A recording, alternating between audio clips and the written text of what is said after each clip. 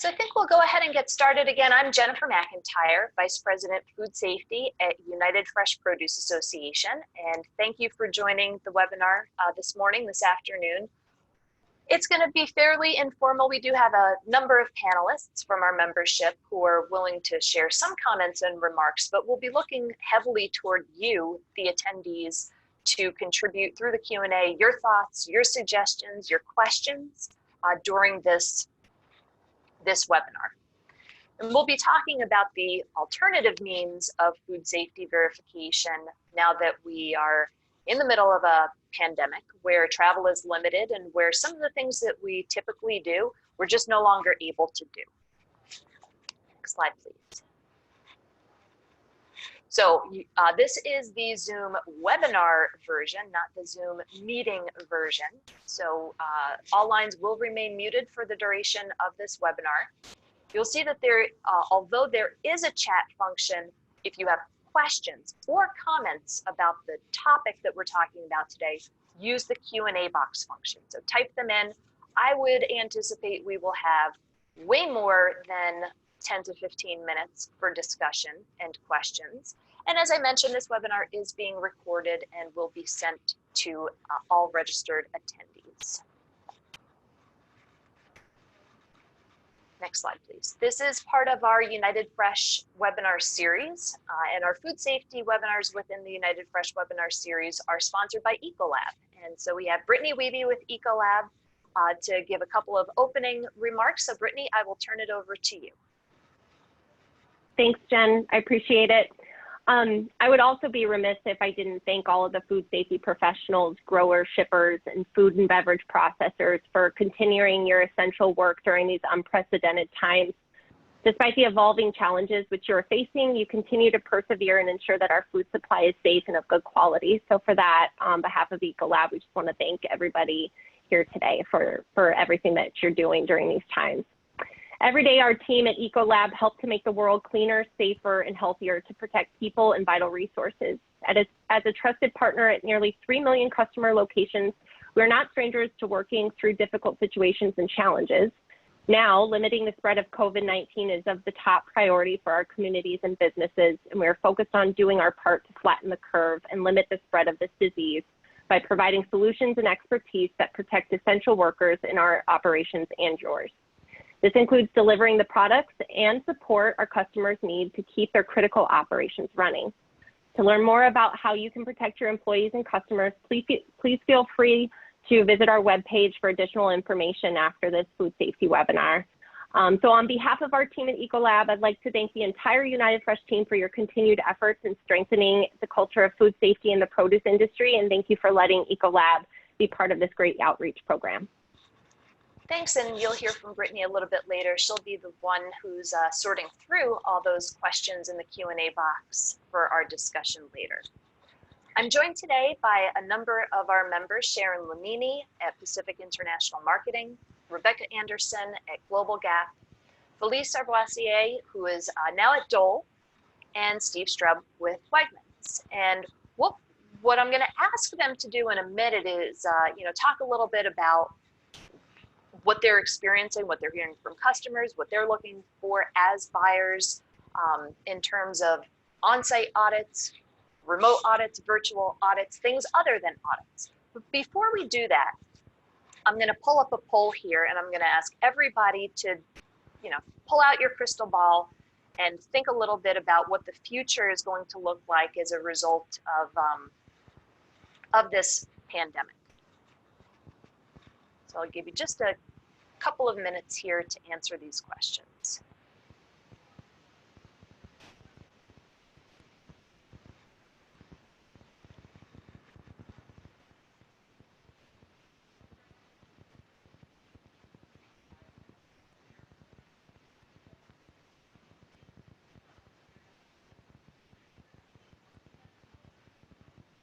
See, about half of you have voted so far.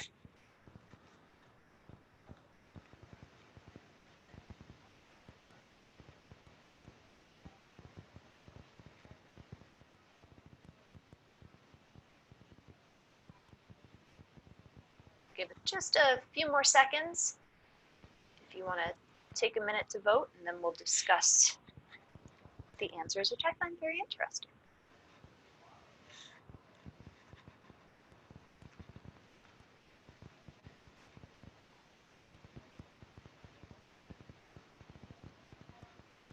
All right, I think I'm going to go ahead and shut it down.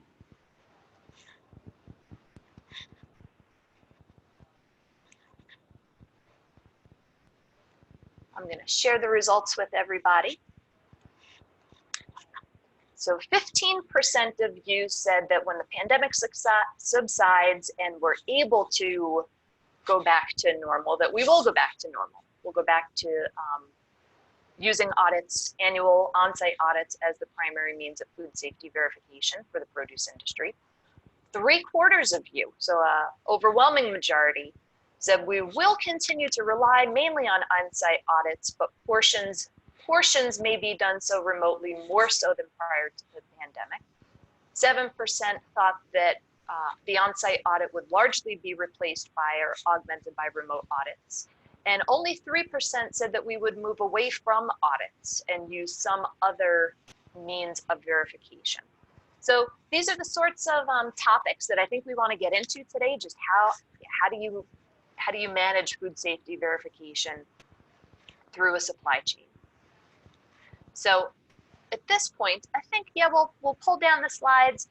I'd like to start, Sharan Lanini, if you wouldn't mind talking a little bit about your role both as a supplier, but I know you're also very involved at a leadership level in California LGMA, which conducts audits. And if you could talk a little bit about kind of both sides, your role as a supplier and then also the LGMA audit, how things have evolved there.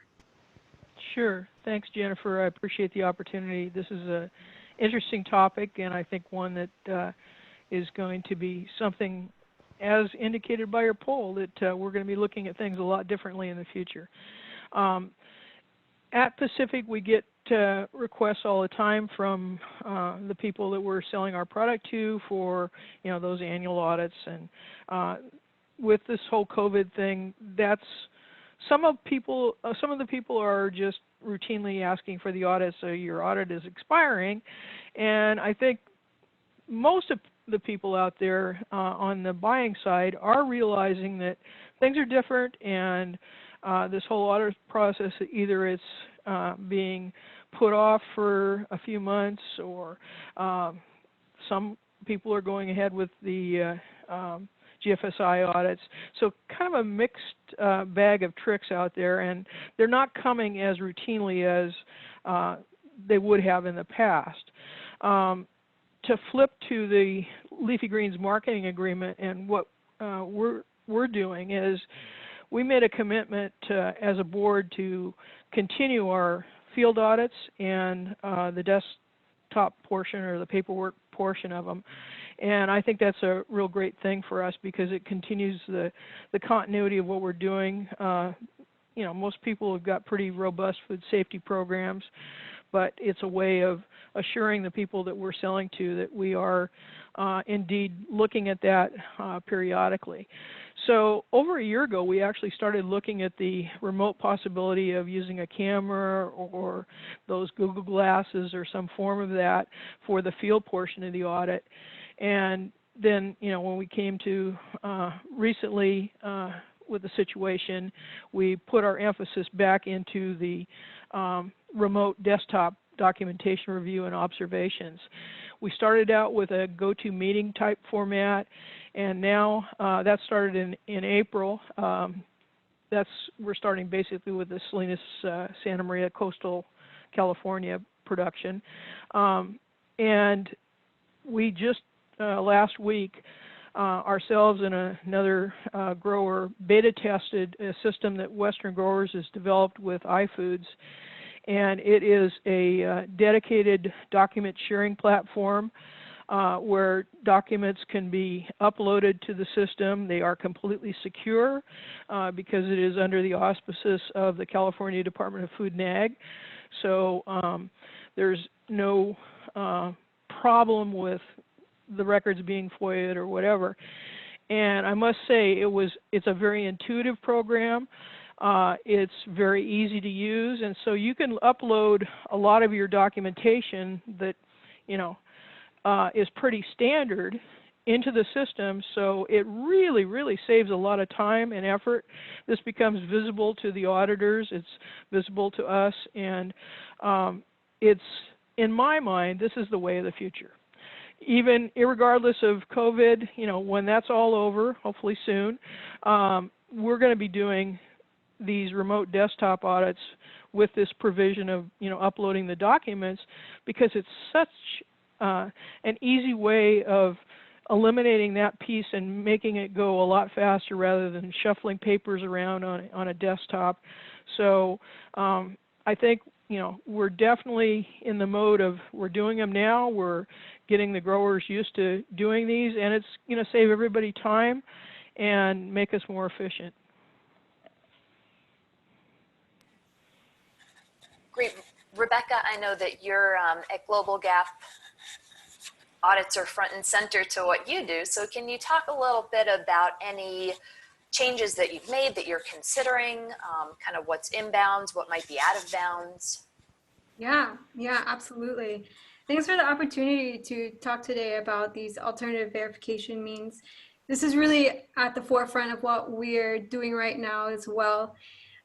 We're at a little bit of a challenge point because all certification program owners are under the whim of GFSI a little bit. So if GFSI isn't allowing remote audits, we have to take sort of parallel actions. So what we've decided to do is actually keep our GFSI standard, but also run our own standard parallel with GFSI as well to allow for a remote option.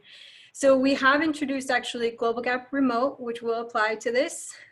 We had a public consultation that we just ended this week, and we should have an interim final document out next week. That means certification bodies and auditees can start seeing what the rules and procedures are for that. And you can go to our website about it. But basically, we've broken it down into sort of a higher risk, medium risk, and a low risk category. And it's hard to think about those concepts because we think about high risk products rather than high risk producers and situations. But here we're talking about, we still have to have certification means for new producers coming in. But if an auditor has never been there, there's a higher risk because we have so many unknown factors. So we put those types of farms into the high risk, as well as like persons with higher major must nonconformities. So we had to really spell out what these categories are and dictate what that means in terms of the follow-up ramifications. So if there's a fully remote audit in 6 months or whenever we can, we go back and actually do the on-site visit with those sort of producers, and low risk has its own categories. In terms of the certification bodies and what they're doing, they've already started trying this out, which was really important for us to actually make sure it works before we put something out there. And the overwhelming majority say that there is confidence in what they're doing when they're going out. I say going out, I'm so used to that as well. But when the auditors are actually performing these remote audits. So the key to this is having a really clear opening meeting and setting the guidelines and setting the tone for, if the auditor wants to see something, then the auditor needs to do that. The auditor is controlling the situation. Most of these are going to rely on some sort of face-to-face interaction, and we don't dictate Zoom or Google Duo or any of those things. It's really up to what the certification body and the producer agree to and what capabilities they have out there on farms, right? So bandwidth is going to be a particular issue, but we're working through those challenges as well. But I would go back to Sharon's comment about the technology that she's using, and this is going to be sort of the saving grace for us as an industry as we move forward. The auditors have said that getting the documents from producers in order to do the audit has been the biggest particular challenge. So how do you send food safety plans and all of the recording forms piecemeal by email, just really utilizing things like Dropbox or whatever it is, or those file sharing programs, other technology capabilities that do real-time collection of records and are able to upload those to the auditors. So hanging on to that technology that works and that exists for food safety is really going to be important to this as we move forward. So we've been moving in this direction for a while. We've been doing offsite audits in combination with on-site audits, and now we're just, further stepping into that direction. We're pretty excited about it, and we're pretty excited about this opportunity to blend this more in the future. Great. Thanks. Steve, at Wegmans, you are one of the buyers. And so can you talk a little bit about what your, I guess, flexibility has been, where you're willing to make an accommodation versus where you're not?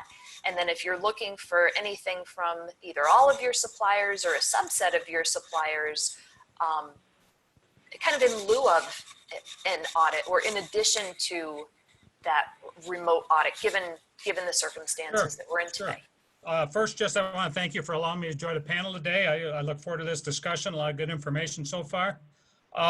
So far, we've been pretty open-minded. We're trying to work with folks. Obviously, this is a time none of us have ever imagined ever seeing, and here we are in the middle of it. So a lot of things we're kind of learning on the fly, but we've had some pretty good experiences so far. We actually have our own organic farm at Wegmans, and we did a remote audit with NOFA New York, who does our organic audits for us. All in all, I thought that was a pretty good experience. The auditor requested all the documentation ahead of time, so he had that well reviewed before we got involved with that. They get into the Zoom meeting. The auditor runs the meeting, allows for the farm manager to go out with their iPhone to film anything that he wants to be able to see. That whole process took about an hour of the audit. Takes a while for the folks to get around on the farm to see what they have to do.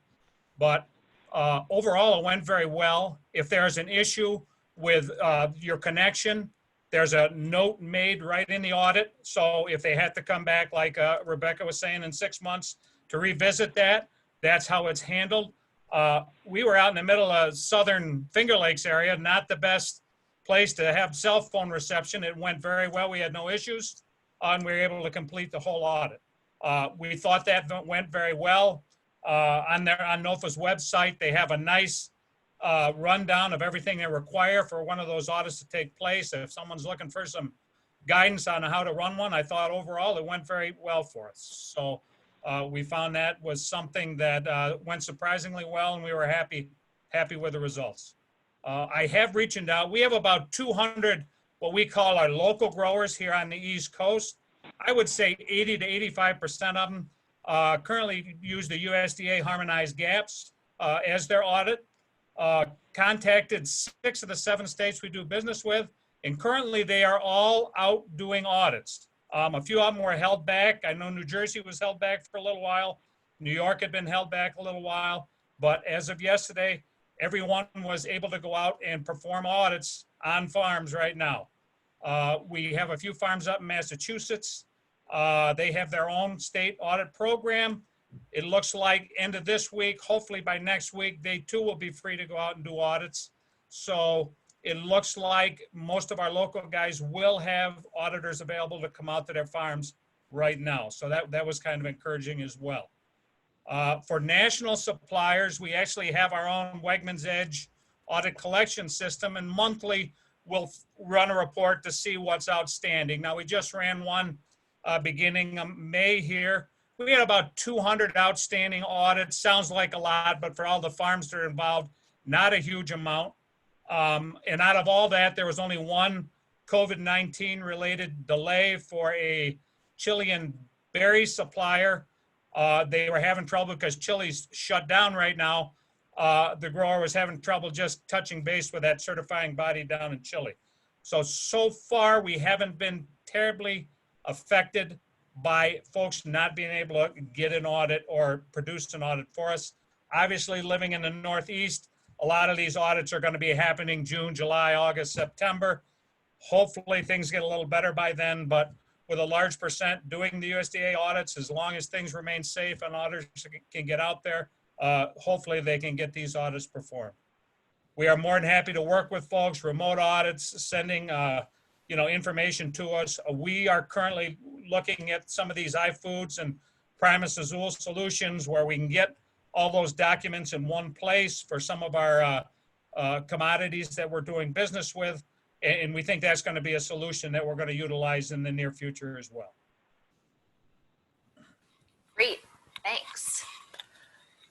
Felice, I wanted to ask you sort of a similar question, although you can probably look at things from both sides, the supplier side as well as in your previous life on the buy side.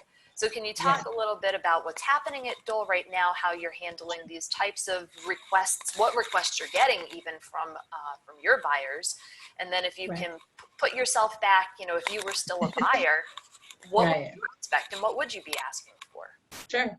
And so Dole, I think I've only been here, it's probably my 8th week. And so I'm still in the learning phase. However, Dole has a fortunate advantage to have boots on the ground in all the countries that we grow in and we source from. And so we have FSQA teams in all of those countries. And so they're in consistent contact with the US team. And they are consistently talking to us about what's going on. They are still performing audits. However, they're internal audits. They're not allowing currently any outside auditors come in because of travel restrictions, and as well as the third-party auditors also having restrictions. But they continue to do internal audits and informing us of any deviations or anything that they're seeing so that we can help through the performance supplier verification programs. And so we're fortunate in that sense. So globally, not a lot of audits are going on from an external third party, but we are still doing our internal, and we're doing a lot of robust document reviews where we're spending a lot more time on documents. I agree and piggyback on a lot of what everyone said about the technology. I think that it's horrible what's happening with the pandemic. However, we've seen that technology works and there's all kinds of different applications, and we've been able to have a lot of meetings. So I think Dole for quite some time has been doing a lot of the document reviews prior to the audit, so they can actually spend more time either if it's in the field or the processing facilities, since they have both. Domestically, we've seen a ranch audit. So I'm currently in Salinas right now, and we've had LGMA audits on the ranches. We've also had some of the GFSI audits, as well as some of the organic audits, certification audits, with all proper precautions, of course, being taken. We've had to implement social distancing for the harvesters. We've had to implement masks. Monterey County has the mask ordinance.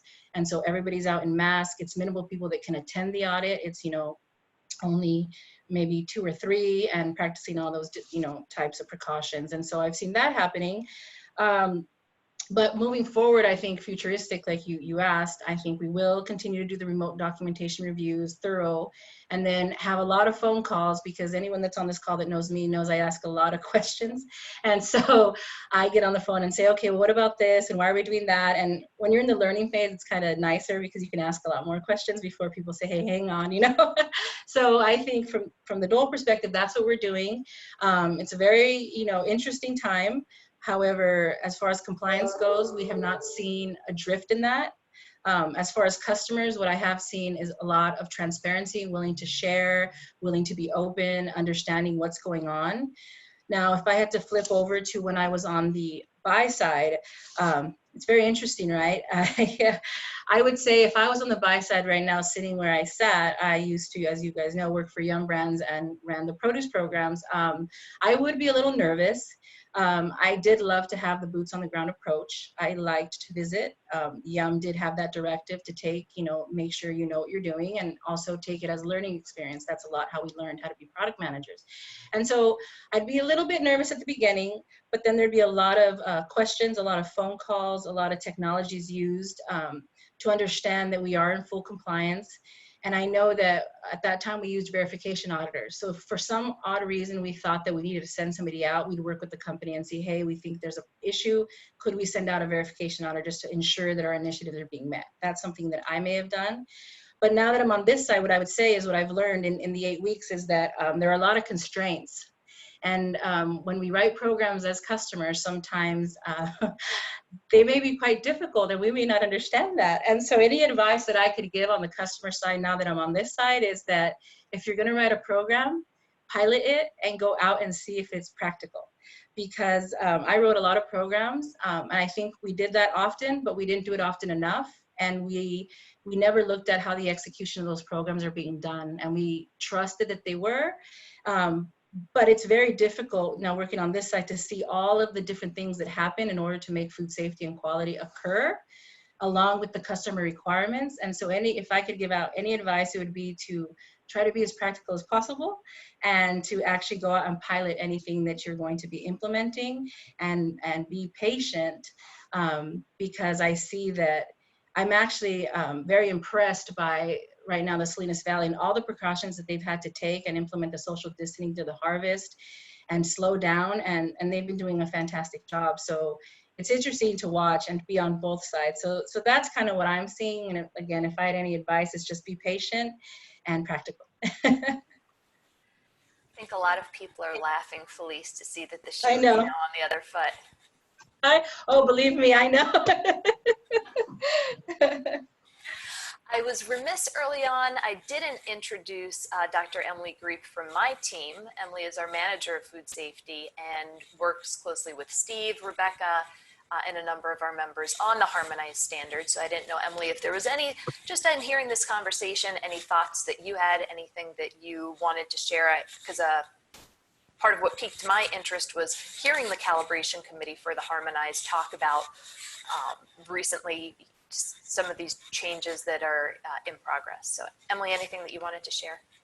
Yeah, I think it's really interesting to hear the different perspectives today. So I really appreciate you guys joining us. The conversations we'd recently had with our calibration committee as part of the harmonized standard were really figuring out, you know, as the process works, United Fresh is the secretariat for the harmonized standard, but we do not govern the actual audit process. We license the standard out to different certification organizations. And so we just wanted to have a conversation to see how everyone was handling, you know, these challenges. And so we did hear a number of organizations were looking at the remote audit types of programs or the hybrid programs. And we heard some, I think, both positive things and negative things, in that, you know, in some cases, it took quite a bit more time with the document review and having to do all of that remotely, and to manage the using the videos or different programs. How do you actually see, you know, how do you see those operations that you're actually trying to audit?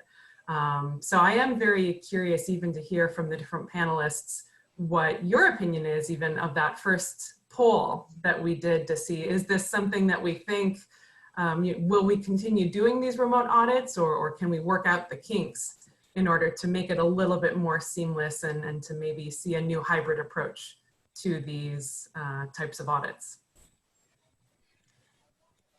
I would love to see a hybrid approach, but I again would never want to replace the on-site visit, because I think you learn a lot. I think both parties learn a lot, but I think that sometimes the document review, even during an audit, takes so much time, then you don't have as much time either in the facility or on the ranch. And so I would love to see the hybrid move forward, where you're doing the document reviews prior and asking a lot of those questions, and then spending more time in the actual ranch or facility. And to follow up on that, I think it also provides an opportunity to have maybe shorter, more direct sort of auditing, but also at the same time have multiple touch points. So we now have a flexibility where we don't wait all year for our audit, but maybe we can check in a little bit sooner. So every time we check in, it's a little bit more focused. So I think there's bigger opportunities than we're imagining so far. Kind of piggybacking off of that, let me explain a little bit. I'm not going to go into gory details, but the LGMA audits now are basically broken into three pieces. You've got the grower piece, you've got the harvester piece, and you've got the field piece of the audit. And we have a checklist that we've already established, and that's what we're basing all of the documentation requirements in that checklist are the audits that we're uploading to this platform. And so you're not duplicating your effort every time you have audits, because a lot of times those SOPs and the procedures are uniform within certainly a grower, shipper, handler, and that is going to be a huge time saver. So I think, you know, not only are we talking about hybridization, but we're talking about kind of relooking at how we do these audits to make them more efficient. Mhm. Another piece that I would throw in there that's maybe a different angle to take on this is for those individuals who are importers who are subject to the Foreign Supplier Verification Program. You start out, you have to do a hazard analysis for the product that you're importing, do an evaluation of the supplier who's growing the product or is processing the product that you're importing, and then determine what those appropriate verification steps are to make sure that the food is going to meet the same standards as we have in the US. And the rule is pretty clear and the guidance is pretty clear that the default verification is an annual on-site audit. The rule does make, it gives flexibility. And so I know I've received a couple of questions from importers, kind of maybe with a little bit of panic initially, that how are they going to meet their FSVP obligation to have this annual on-site audit? And I think FDA has been very good about explaining the flexibility that's pre-existing in the rule, that you can use review of records. So look, going back to that hazard analysis and understanding what should my audit even be looking at, and is there another way to ascertain if that hazard is being controlled by the supplier? So if it's a listeria issue that's the concern, what records would you look at? Now, it could get a little complicated, I guess, if that supplier has many, many customers and all of their customers, all of the importers are now asking for these records. It could be maybe not so streamlined, but there are other things other than audits that at least the rule allows for to be in lieu of an audit that could also help assess food safety and verify food safety. So I'd put that out there. I see that we've got a handful of questions that have already come in. I see that there are a couple of themes within these questions. If you have a question, or a comment, or a suggestion, or a concern, use that Q&A box. So don't use the chat box, use the Q&A. Brittany's gonna go ahead. I have a feeling that she's probably already started looking at some of those questions and see who, she'll start with somebody on the panel to start a response, but I expect that we'll have a pretty open conversation here. So Brittany, where do you want to start? And who yeah, so yeah, so I guess I'll start maybe with this first question for Rebecca. So Rebecca, I know that part of GLOBAL.Ga.P, obviously you've got a lot of experience with the auditing process and whatnot. And so we had a question here about, do you think it makes sense to postpone audits by a few months when many produce farms having limited harvest seasons? So in other words, wouldn't it make sense for a produce farm for the audit to be postponed for even up to like a full year? What's your thoughts on that? That's an interesting question.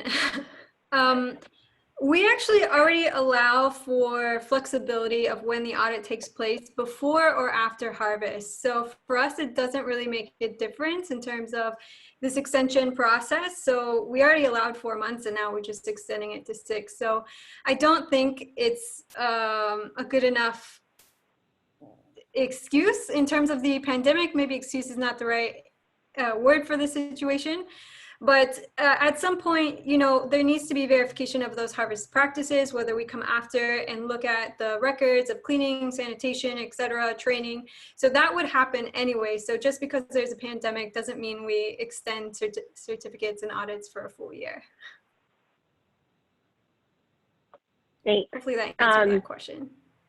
Yeah, Jen, what are your thoughts on that? I mean, do you any extraordinary measures or things like that that maybe just haven't come up that we need to be considerate of, or is there a process for somebody to enroll it for an extension, I guess? And maybe that's a follow-up question. I would let Rebecca handle the question on if there's a process, and I see that there are some other questions kind of around that process. Okay, so I'll let Rebecca go. Yeah, sorry. So basically, a producer just needs to ask for it. That's really it. A certification body is not going to hand out extensions. It's always up to the producer owners to do that. And there also needs to be this idea that there has to be a justification. So Steve had talked about where they are doing audits in New York. And so if there is a possibility to do it, that's always the priority. So if there are places or the auditors themselves cannot get out there, then you would have those circumstances to create or warrant an extension. So it doesn't happen automatically. Somebody needs to ask for it. And then the certification bodies facilitate it. Good question, thanks. And just to piggyback on what Rebecca said, Yeah. we're asking any of our national suppliers to provide an update of the situation if they cannot get an audit, and then get us some kind of written response from the certifying body to let us know what the timetable will be in order to get those audits. So we're working with folks, but we expect them to do their due diligence, contact their certifying body, just keep us in the loop of what their plans are. That's kind of how we're approaching it. Good to know. Okay, thanks, Steve. Sharon, we got a couple of questions in regards to the, for lack of a better word, I guess, the document sharing system that you're utilizing. Would you mind elaborating on that a bit? Yeah, it's, well, we're in collaboration with Western Growers and their IT outside provider, iFood's Decisions. So it's, at this point, a proprietary program, and, you know, I'm sure that, you know, as things evolve, you know, there will be opportunities for this kind of a similar program. This is very tailored to, like I say, the checklist system and the fact that we're using government auditors from California Department of Food and Ag to actually do the audits. So, but you know, there's a lot of people out there in the IT space, so I think these things are going to kind of evolve. Okay. Thanks, Sharon. Jen, I'm going to have you take a crack at this next question, if that's all right, and then you let me know if we need to bounce it off to somebody else. But so Primus is doing remote desktop audits for the paperwork portion of the audit, but require on-site visits for the remainder. Is this coming from GFSI? So are they requiring on-site instead of camera remote audits, or has GFSI considered reducing the requirement due to COVID-19? So, you know, like everyone, GFSI recognizes that things are different, things have changed, and GFSI has put out some information about what, you know, what that process would look like, but I am not a GFSI expert.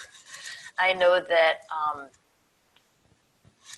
we have within our membership a couple of people who sit on the GFSI board who are probably way better positioned to answer that question than I am. I don't know if any of the other panelists know the nitty-gritty details of what GFSI allows, because I don't. I'll go first, and I don't know, Steve, if you guys have responses or connections with GFSI either, but GFSI is allowing the 6-month extension, but that's pretty much it. In terms of remote desk audits, that's something that we have been doing for a while, which has been GFSI approved. So other certification programs like Primus or FSQA picking that up, we're really encouraging that. So that's up to them, and GFSI doesn't say whether or not the documents need to be offsite or onsite. But in terms of doing remote and for the verification or observations, they have definitely said no, which is why we've had to sort of do this parallel sort of inspection process. So we have GFSI version and non-GFSI version. So it would also be up to the retailers like Steve to, you know, determine by those case-by-case situations if that's something they're going to be allowed. And sorry, Steve, to pick on you, but you're just the example today. So, but really people like Steve and who are in other retail positions across the board are more and more saying, like, we need to be more flexible with our producers. So they are, not just Wegmans, but other retailers and food service brands are allowing these types of options. Yeah, and that's kind of how we're approaching it, case by case. If folks are square with us, let us know their issues. You know, they can't get an audit, they applied for the extension. We like to think we've partnered with some pretty solid partners out there through the years. So we're going to work with folks as best we can to get through this. And, you know, as long as they keep us in the loop on what they're doing, we're going to try to be as flexible as we can, but still make sure we guarantee the safety of the product and keeping our customers safe at the same time. So that's kind of how we're approaching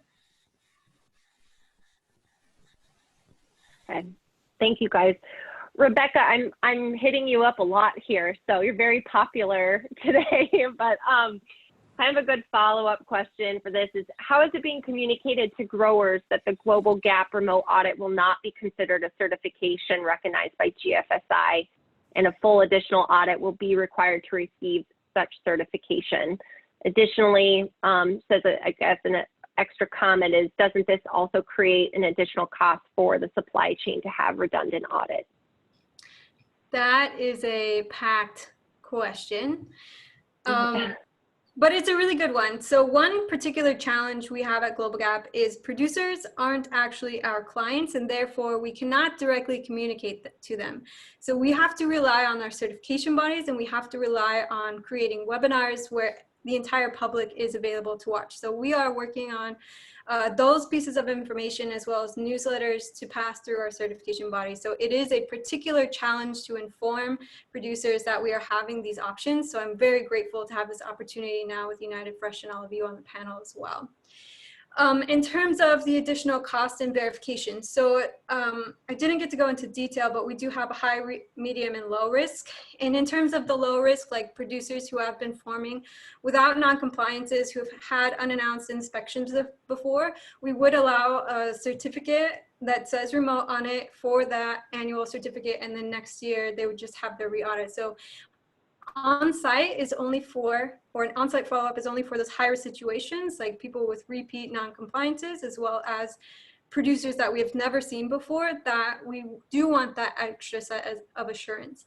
And I also think it's up to the certification body to manage these costs. So I understand there will be some redundancy, right? But I don't really see it that way, because all you're going to do is the additional verification. We're not re-going through documents. We're not doing any of those things. We're just asking follow-up questions. So I don't see it as redundancy. There will be an additional cost, but I think that cost is worth the assurance that it provides at the end of the day. Does that answer the question? I think so. I think it's a very good answer. Thank you. Hi, if I could just go back to answer the GFSI question. Sorry, I wanted to just, my boss, who's the VP for Dole, Natalie Dyenson, she actually sits on the board, and so she had given me some information about GFSI.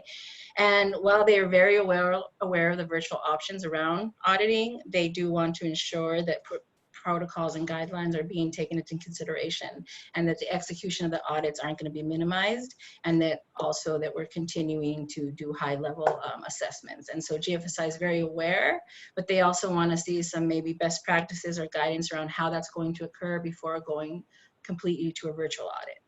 So that's the information I have on. Thanks, Felice.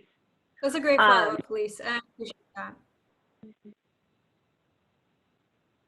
Okay, it's kind of like Who Wants to Be a Millionaire? We can phone a friend or something, right? So,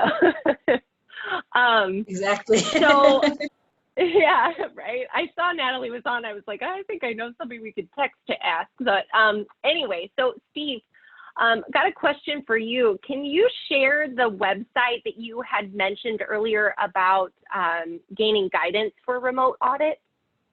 Yeah, look up NOFA New York, N-O-F-A, Northeast Organic Farming Association. And right on their website, it's printed right on the front page what you have to go to in order to have a remote audit performed at your farm. Pretty straightforward stuff, but right on the first page of their website when you look at it. So. Okay, thank you. And then we've got another one for you too, Steve, in the queue. So the USDA has offered a 60-day extension for farms whose harmonized GAP audits expired in April or May. How does Wegmans view the farms who accept this extension? If a farm's harmonized GAP audit expired in May and they accept the 60-day extension, i.e. they could have had an in-person audit, but after accessing the risk decided not to have an auditor out, their certificate wouldn't then expire until July. Would Wegmans buy from a farm in late May, June, and early July when the original certificate would have been expired? Once again, it's going to be case by case. Right now, I looked through our list of local growers that would be affected. We have 18 growers that are due for an audit in April or May right now. I have not heard from any of them as whether or not they have gotten an audit yet. May has just started. I think I had 2 in April. The rest have until the end of May to have their audit. I will probably start reaching out to them just to see what their plans are. Now, after talking to the states, it sounds like auditors should be available to all these growers to get out and do an audit as we speak. So it's just a matter of them getting it scheduled. This year being what it is, I'll probably be a little more hands-on, reaching out as we come upon those due dates for all these audits, just to make sure folks are getting the audits, getting them lined up the way they said. We have zone merchandisers in all our growing areas in all the states that kind of help coordinate with the local program. And I've already asked them to make sure they're reaching out to local growers. If they're having any issues getting an audit, please just let me know. We're in pretty good relationships with all the states. They come and participate in our grower trainings every year. So I know these folks real well. They've been very forthcoming, letting us know if there's any issues. We'll do whatever we can to get out to a farm, check it out, get their audit done. And as long as the grower is in agreement, they'll share that information with us so we know the audit's been performed. So I think as it stands right now, we're pretty confident. As long as those audits are available, we should be okay. Thank you. You bet. Rebecca, I know we had talked about kind of doing virtual documentation reviews. Can you expound a bit more on how far in advance should the auditor request this type of documentation, so if they know that an audit's coming up, so that the facility can gather the necessary information ahead of time? Is there a timeline that they can expect to gather that information? I think I'm not understanding what the question, but I'll try to answer. So in terms of the documentation review versus when does the remote audit happen, we typically would allow around 4 weeks. However, we've extended that to a little bit longer. I don't actually have a date because we don't have a timeline on that. It's really up to the certification bodies to decide when that is. This is a really hard question to answer because it's a really flexible situation. Right. One of the main reasons why we expanded that 4 weeks is because it's allowing some of the other producers who haven't been trained in this idea of sending the documents ahead of time to start gathering that information. But really all of that documentation needs to be, as long as it's done before and prepared before that virtual meeting that happens between the producer and the certification body, we're not saying that there's any minimum expectation or maximum or minimum expectation. So we've opened it up to allow more flexibility. And I think also with allowing this idea of having the remote procedures, having the interim available, and having people practice with it, it will give us more of an idea of should we cap those time limits to make it more efficient. I think, as you know, Felice was saying about GFSI and understanding the rules and procedures and making sure they work and they're clear, we have to really work through it before we're going to know. But I would say about 4 weeks is a good limit in trying to get it as close to that timeline as possible. Thank you. Brittany, I see a couple questions here that I would like to address. One is a question, is there any written guidelines to enhance the safety of the auditor and the employees of the supplier that anyone knows is out there? The answer is yes. I think it's a little bit outside the scope of what we're talking about here today, but there are materials that have been developed and that are currently in development, and we've been working with FDA, CDC, OSHA, and others to try to get them to get some newer and pretty comprehensive materials out there in partnership with Western growers and some other associations. So yes, and as soon as I have that in hand, I will send it out to the food safety community. There's another question about how far in advance should we expect to get notified if we're going to have an FSVP audit. You know, FDA doesn't have to give you any notification. one of the nuances I should have noted when I was mentioning that rule is that that is strictly about paperwork. So there is, from the inspection, from FDA's inspection standpoint, there's nothing for them to physically look at other than your records as the importer that you're actually doing appropriate verification. So what FDA has said is that when they're doing FSVP inspections, that they're going to be doing them electronically, which also is written into the rule. So you may not get any heads up. You may get that email that, hey, this is your emailed FSVP inspection. Here are the records that we're looking for review. And then lastly, a question that I found intriguing, and then Brittany, I'll let you keep asking questions. But a question for Steve and Felice, which is, what are your thoughts on increased product testing to help maintain food safety when an audit is a challenge? Felice, I'll start with you.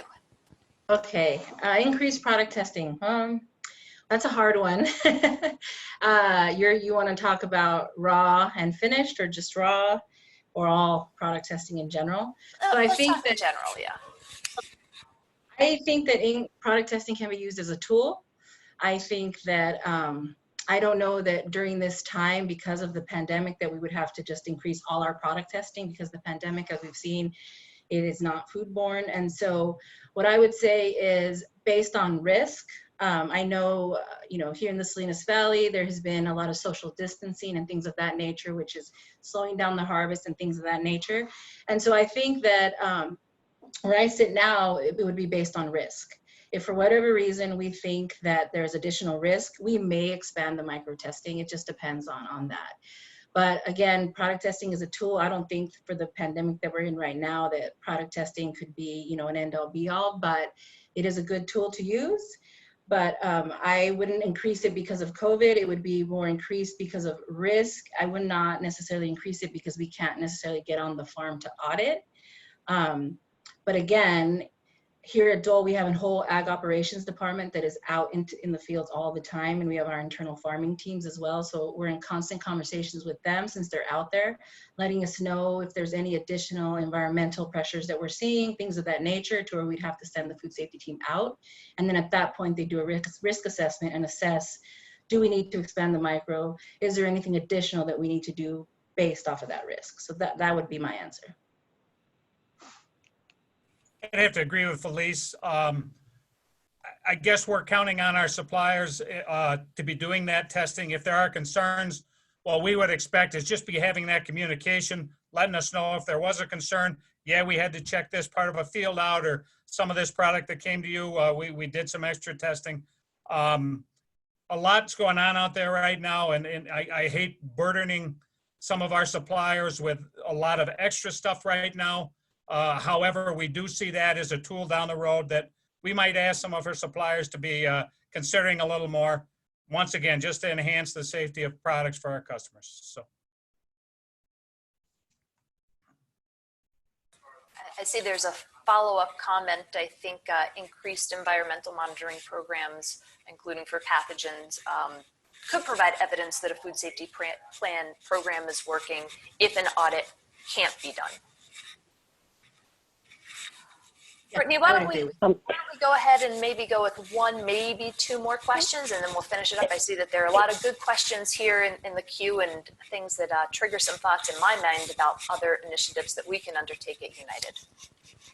Yeah, I think we're probably thinking the same thing, Jen. So I guess one that I think encompasses some of the other comments and questions that we have here that maybe we haven't had time to address is United Fresh considering an initiative to create best practice guidance for remote audits? As the remote audits become a norm, it may be worthwhile to get a head start on this. So I think that's one that may answer some of these other questions too about thoughts and considerations around this new normal. We, as an association, we've got our Food Safety Council, very active Food Safety Council. We're here to serve the members, so I would look to the members to provide some guidance on what activities we as an association should be undertaking. I'm not sure that it's our role to develop this type of guidance. I imagine that there are other organizations that may either already be spearheading this sort of an effort or that we could partner with to develop that. But if there's not, and if our membership felt that this was important, then it is something that we could consider, always based on resources. So, you know, it's, there are many ideas out there. And it's a question of what do Emily and I, basically with the support of our membership, our volunteers, have the resources to commit to. So that's my Washington, D.C. based answer. Okay. Well, I think, I mean, do you want me to ask one more, Jen? I think we're kind of coming up on time, but okay. Let's see here. So I guess maybe some final thoughts for the panelists here today. So this global situation has created a need for everyone to be innovative and learn quickly how to handle or present audit certification requirements. We'd like to hear from you guys on how we can best use options for current year's audit certification requirements. It'll be overwhelming in 2021 if we wait till then to complete required audit certification. So maybe last thoughts from the group here. Sharan, maybe we'll start with you because we haven't picked on you in a little bit. So maybe you can start that off. Well, I think that, you know, I'm looking at some of these things as an opportunity. I think, you know, it's an opportunity that we're being right now kind of forced into thinking outside the box and thinking of new ways of doing things. And, you know, to be a little bit controversial, I think that, you know, number 4 on your poll, you know, we may be moving to something entirely different. Maybe we have an aspect of field and documentation, but, you know, it is just a snapshot in time. So maybe we really start thinking outside the box on some of these things and thinking of better ways to doing things. I think, you know, let's look at this as a learning opportunity and maybe thinking about things in a whole different way. Yeah, thank you. Felice, how about you? What are your thoughts? I mean, I would agree with Sharan that it's an opportunity and there's innovative approaches, but I always have taken the boots on the ground approach, so I would love to see the hybridization. But I just think that we've seen, you know, in a quick time that a lot of these technologies worked because we kind of had to, you know, we were forced into using a lot of these different things and they do work. So I would like to see, you know, how we do it. But again, making sure that we're following all the protocols, making sure we're doing the right risk assessment before we just go into remote audits. I think we need to plan all that out. But I do think we are going to see a lot of changes. And I would agree that it's an opportunity to think outside the box and look at where we can, you know, make improvements and close some gaps. Yeah. Steve, anything additionally you'd like to add? I'm in agreement with both the ladies there. I think we are going to learn things from this experience that we are going to be able to improve upon our current process. Like Felice, I'm a big boots on the ground believer, but this pandemic is probably going to change our outlook on a lot of things, and we're going to have to find different ways to do things until we have the solutions that allow us to do things as we used to. And I don't think we're going to go back to the way we used to do things. I think we're going to learn from this, make improvements, and move forward with this. So I think in combination, we're going to be a little better after all this. As hard as it is, I think we're going to be better at the end of this. So. Yeah. And Rebecca, I won't leave you out. Oh, so thank you. What do you think? I am just really excited. It's so interesting to be in a position where you're going through a pandemic, but sometimes there's always a silver lining, and sometimes that silver lining is when we have to be forced to change and adopt new practices. So I'm really excited about the opportunities this brings. I'm excited about the technology and the providers that are coming on board and really supporting producers in ways that they need to be supported anyways in terms of documents. And I look forward to, you know, the feedback and the continuing collaboration between industry partners and retailers to make sure that we're protecting consumers at the end. Yeah. So Jen, Emily, I'll bring it back home to you guys. Emily, anything you want to say before I finish up? I think they covered it. Well, you know, as many of you have suggested, necessity is the mother of invention, and I think that we've seen a pretty dramatic adaptation, necessary adaptation in these circumstances, and I think it speaks to the creativity and innovation that exists within the industry. And I think that, as many of you have said, we'll keep going with this and we'll keep improving things. So I really appreciate everyone's time on the panel here this afternoon. Again, it was recorded. We'll get those recordings out, but I want to sincerely thank all of you as panelists and everybody who's listening for taking the time to have this discussion here and for doing what you do day in and day out to keep our food supply moving. So thanks everyone. With this, we'll conclude the webinar and enjoy the rest of your day.